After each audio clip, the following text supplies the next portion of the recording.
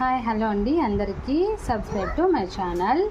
ఈరోజు నేను గులాబ్ జామ్ చేస్తున్నాను. చూడండి, నేను చెప్పే టిప్స్ పాటిస్తే మీకు గులాబ్ జాములు అసలు విరుక్కోకుండా చాలా అంటే చాలా పర్ఫెక్ట్గా వస్తాయి. నేను ఎలా చేశానో అలాగే మీకు కూడా వస్తాయి. ఇక్కడ చూడండి, నేనైతే గులాబ్ జామ్లోకి పాలు కాంచి పెట్టుకుంటున్నాను. ఈ పాల ప్యాకెట్ అయితే ఫుల్ క్రీమ్ మిల్క్ ఒకటి తీసుకున్నాను.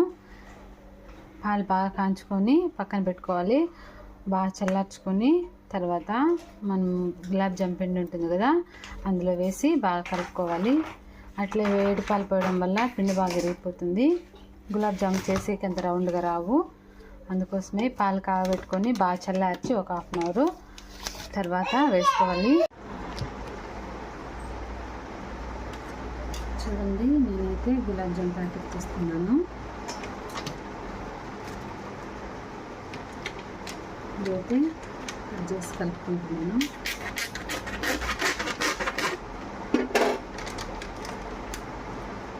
చూడండి, ఒక ప్యాకెట్ మాత్రమే తీసుకున్నాను.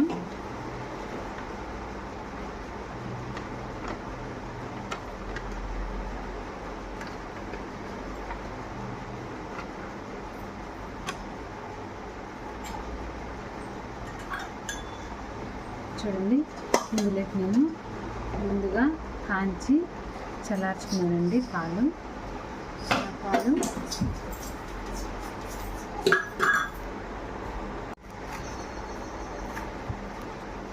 చూడండి, నేను ముందు కాంచి పెట్టుకున్నాను కదా, ఆ పాలు కొద్ది కొద్దిగా వేసి కలుపుకుంటున్నా.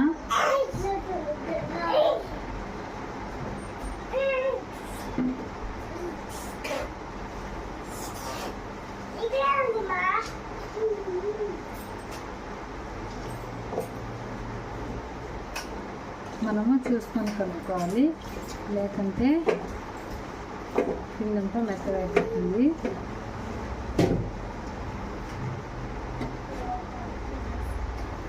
కొద్ది కొద్దిగా వేసుకొని కలుపుకోవాలి. చూడండి, ఇక్కడ నేను కలుపుకుంటాను కదా, ఆ విధంగా.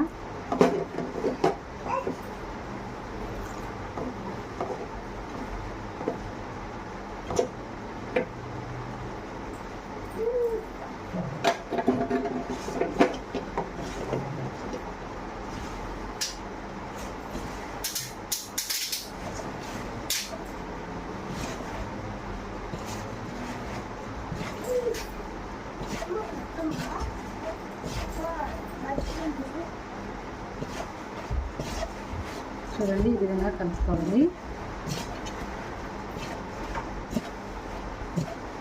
కొంచెం గట్టిగా ఉంది. కొన్ని పాలు యాడ్ చేసుకుంటున్నా.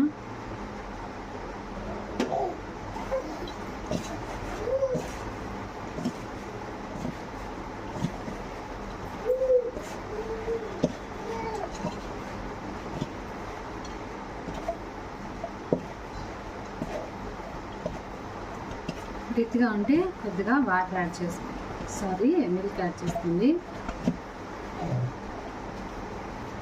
ఇలాగే మెత్తగా ఒక 5 మినిట్స్ కలుపుకోండి. ఇలా ఉంటే సరిపోతుంది.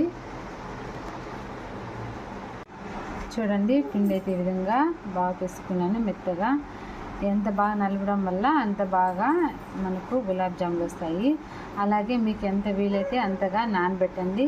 ఒక 15 మినిట్స్ అండ్ ఒక హాఫ్ అన్ అవర్ అట్లా. ఎంత ఎక్కువసేపు నానబెట్టినామంటే పిండిని అంత బాగా గులాబ్ జామ్ చేసేకి అంత మెత్తగా ఉంటాయి. మనము వంటలు చేస్తాం కదా, అప్పుడు బాగా రౌండ్ షేప్లో బాగా వచ్చి అవి పగలకుండా ఉండాలంటే నూనెలో వేసినప్పుడు చాలాసేపు నానబెట్టుకోవాలి.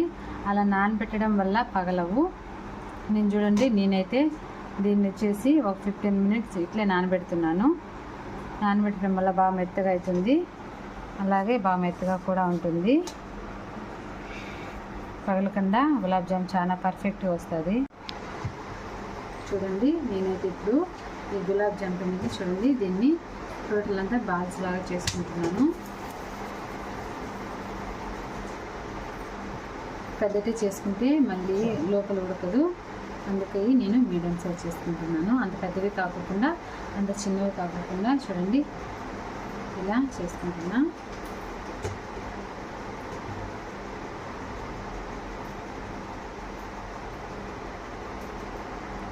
నేనైతే ఇలా నలుపుకుంటూ చేసుకుంటున్నాను. నలుపుకుంటూ ఇట్లా చేసుకోవడం వల్ల మనకు వచ్చేసి వంటలు ఇట్లా చీలకుండా ఉంటాయి నూనెలో వేసినప్పుడు.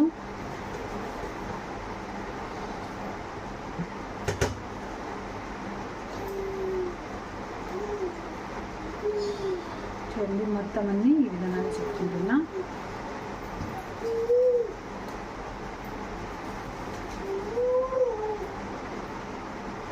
నాకైతే ఈ సైజ్ సరిపోతుందని ఈ సైజ్ చేసుకుంటున్నా. మీకు నచ్చితే ఇంకా కొంచెం పెద్ద అయినా చేసుకోండి. ఇలా నలపడం వల్ల అవి పగల నూనెలో వేసినప్పుడు చూడండి నేను ఇంట్లోనే మొత్తము చేసేసి పెట్టుకున్నాను. చూడండి టోటల్లీ ఈ విధంగా రెడీ చేసి పెట్టుకున్నాను. ఇంకా పక్కన అయితే చూడండి ఒక దవరాలకి చక్కెర తీసి ఉంచుకున్నాను పాకం పట్టుకోవడానికి.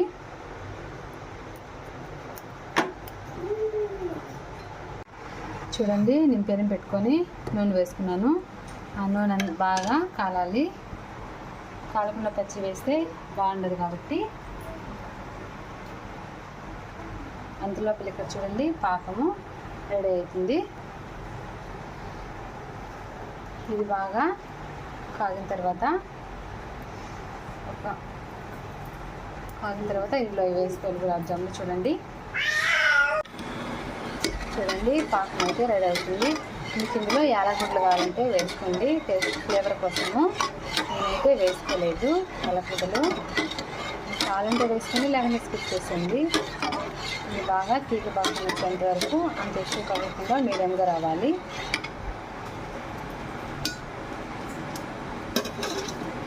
అందులోకి ఇక్కడ చూడండి ఆయిల్ అయితే మనకు వేడైంది. చూడండి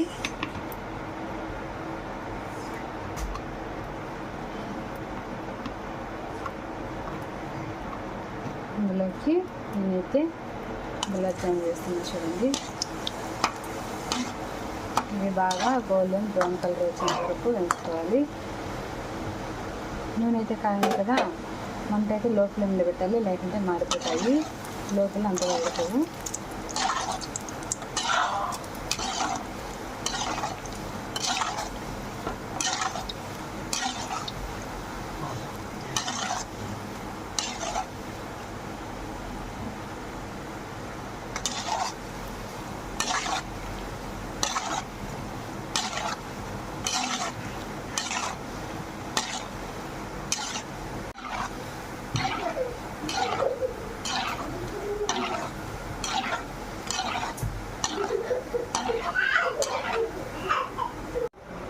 చూడండి ఇలా పాకం ఉడుకుతుంది కదా, ఆ పాకంలో నెయ్యి ఒక పెద్ద స్పూన్తో ఒక స్పూన్ వేసుకోండి. చూడండి నేనైతే ఇది చేసి పెట్టుకునింది కాబట్టి ఫ్రిడ్జ్లో పెట్టే తలకి ఇలా గడ్డగట్టిపోయింది.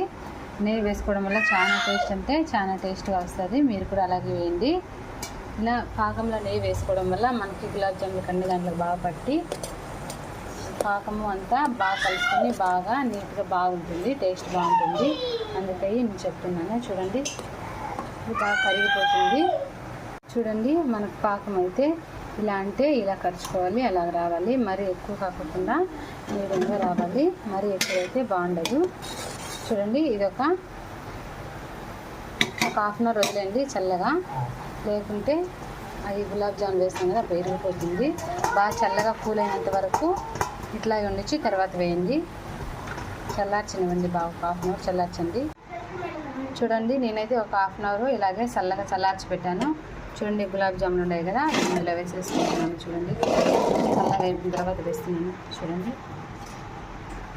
తర్వాత వీటిని ఒక 1 అవర్ ఇలాగే దీంట్లోనే బాగా పట్టేంత వరకు ఇట్లాగే ఇలా ఉంచేయండి. చూడండి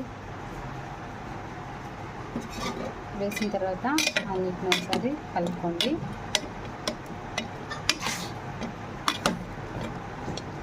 ఇలాగే ఒక 1 అవర్ వదిలిపెట్టేయండి.